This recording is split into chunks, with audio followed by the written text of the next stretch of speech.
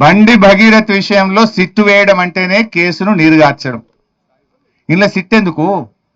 సీదా కంప్లైంట్ ఉంది కదా. అసలు కంప్లైంట్ వచ్చి 4 రోజులైనా ఇప్పటిదాకా ఎందుకు అరెస్ట్ చేయలేదు? డైరెక్ట్ గా ఇప్పుడు మా బీఆర్ఎస్ పార్టీ మా క్రిషాంకో లేకపోతే మా నల్లబాలో రీట్వీట్ చేస్తే రాత్రి 1 గంటగా చెతకపోయినావు కదా. 12 బజే రాత్రి ఇంటికి వచ్చి రీట్వీట్ చేస్తే వాళ్ళేమి రేప్ చేయలే, మర్డర్ చేయలే, డ్రగ్స్ తీసుకోలే. ట్విట్టర్ లో వాళ్ళ అభిప్రాయాన్ని రీట్వీట్ చేసింది అంతే.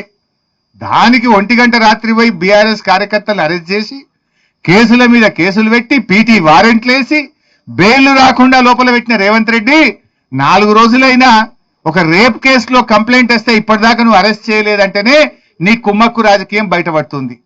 ఇప్పుడు ఇంత క్లియర్ కట్ కేసులో 4 రోజులైనా నువ్వు యాక్ట్ చేయలే. ఇప్పుడేమంటున్నావు మళ్ళీ సిట్టు. నువ్వు ఇప్పటికి ఎన్ని సిట్లు వేసినావు? 10 సిట్లు వేసిండు రేవంత్ రెడ్డి.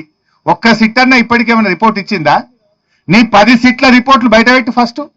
ఇప్పటిదాకా 10 సిట్లు వేసినావు రేవంత్ రెడ్డి. ఏ సిట్ అన్న తేల్చిందా? ఏ సిట్టు మీద చర్యలు జరిగినాయా?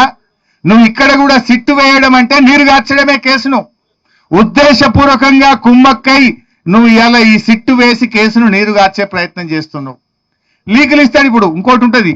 నా డౌట్ ఇవాళ ఏంటంటే పార్లమెంట్ ఎన్నికలు రాగానే అప్పుడు సిట్ వేసిండు కదా, ఏది టెలిఫోన్ ట్యాపింగ్ లీకులు వస్తాయి. ఇట్లా అయిందట అట్లా అయిందట సినిమా యాక్టర్లు అయిందని. మళ్ళీ పార్లమెంట్ ఎలక్షన్ కాగానే తప్పు సినిమా యాక్టర్లు ఎవరిది ట్యాప్ కాలేదు అని మళ్ళీ ప్రభుత్వమే చెప్పింది. మళ్ళా మొన్న సర్పంచ్ ఎన్నికలు మున్సిపాలిటీ ఎన్నికలు రాగానే మళ్ళీ సిట్టు లీకులన్నీ వచ్చినాయి. అలేవో మొన్న ఎలక్షన్లు అయిపోయినాయి, బంద్ అయింది.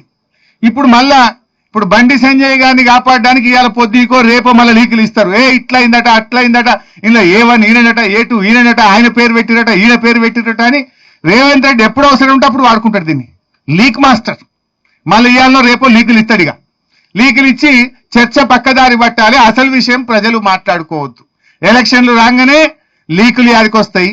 రేవంత్ రెడ్డి ప్రభుత్వం డిఫెన్స్ లో పడంగానే లీకులు గుర్తొస్తాయి. లేదు ఏదన్నా ఒక అంశాన్ని దారి తప్పియాలి, విషయాన్ని చర్చ పక్కదారి పట్టాలనగానే లీకులు. సినిమా ఏదో టీవీ సీరియల్ నడిపినట్టు 2.5 ఏళ్ళ ఏం తెలిసింది ఉన్నది అంటే ఇదంతా కూడా డ్రామా కంపెనీ.